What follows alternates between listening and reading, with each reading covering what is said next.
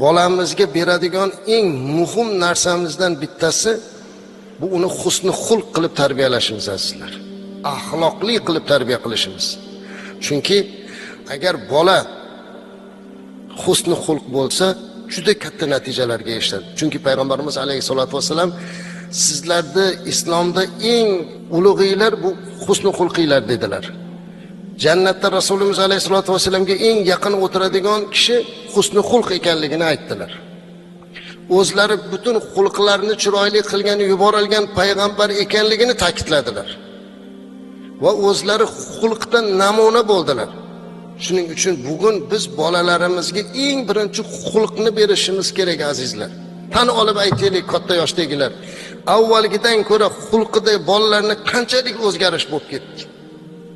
Avvallari ota o'tirgan uyda tomiga chiqmaslikni o'rgatgan xalqimiz, avvallari ota bor uyda ovozini chiqarmaslikni o'rgatgan xalqimiz, bugun otani oldida be'ma'ni narsani bemalol telefonda ko'rib o'tirishligida qanaqa xulq bor? Aytingchi. Qani bu yerda xulq, qani bu yerda odob? Ota-ona bilan qilayotgan muomalalar. Avvalgi ota-ona bilan hozirgi ota-onalarning orasidagi muomalani farzandlar orasida qanchalik darajada o'zgargani agar bu ketish bo'ladigan bo'lsa, biz ertaga bolalarimizni qo'ldan berib qo'yamiz. Bolamiz hozir eng asosiy do'sti ham, maslahatgo'yi ham, hayotining mazmuni ham internet. Savol bersangiz ham Google'dan topyapti. Dars so'rasangiz ham Google'dan topyapti. Biror narsa kerak bo'lsa ham shundan maslahat so'rayapti. Otadan, ustozdan so'ramaydi. Ustozi o'sha internet. Unda to'g'risi ham bor, noto'g'risi ham bor, xatosi ham bor, hammasi aralash bo'lib, keyin bola umuman o'zgargan. Agar biz bolamizning qalbiga, azizlar, bizga bo'lgan muhabbati bilan Alloh va Rasuli muhabbatidan keyin bizni muhabbatimizni joylab tarbiya qilmas ekanmiz, u muhabbatni yo'qotib qo'yamiz. Bola aytadilar ulamolar, otadan qo'rqish kerak emas ekan. Siyosatim bor, qattiq bo'laman deb aytadi. Bir odam bir kuni menga aytibdi. Domla deydi, men juda katta ishlarda ishlaganman, katta amaldor bo'lganman. Bir paytda 4000, 5000 odam meni qo'limda ishlagan, shularga rahbar bo'lganman. Men korxonaga kirganimda odamlar titrab ketar edi, qo'rqib ketar edi. Oilamda ham shunaqa edim. Lekin mening o'g'lim jinoyatchi, giyohvand bo'lib qoldi. Nimaga bunaqa bo'ldi deyapti. Qo'rqmasmidi o'g'lim? Masalani mohiyati ham shunda-da dedim men u odamga. O'g'lingiz sizdan qo'rqar edi. Allohdan qo'rqmasin. Shuning uchun sizni ko'zingiz tushmaydigan joyda xohlagan ishni qiladi. Siz o'zingizdan emas, Allohdan qo'rqiting va sizni sevdiring edi. Uyga kelganda otadan qo'rqib ketish kerak emas, quvonib ketish kerak. Uyga kirganda otani ko'rganda bayram bo'lish kerak. Bola otani ko'rib quvonib, sevib oldiga borish kerak. Biz nima qilamiz? Ko'chada hamma ulfatchiligimizni, xursandchiligimizni qilib uyga kirganda qovog'imizni solib janjal qilib kirib boramiz. Charchaganimizni aytamiz, diqqat bo'lganimizni aytamiz, uyga kiramiz deb hech qanaqa bizga masala aytmasa, muammo aytmasa. Muammo gapirma deymiz, charchadim. Bolamiz darsini gapirsa bor onangga bor. Charchaganman men. Men hech narsa qilmaslik kerak. Bola nima qiladi? Yana o'zini maslahatchisiga kiradi. Yana unga maslahat beradigan o'sha telefon bo'ladi. Yana o'ziga o'xshagan bitta beodob do'sti bo'ladi. Natijada bolani tarbiyasi buziladi.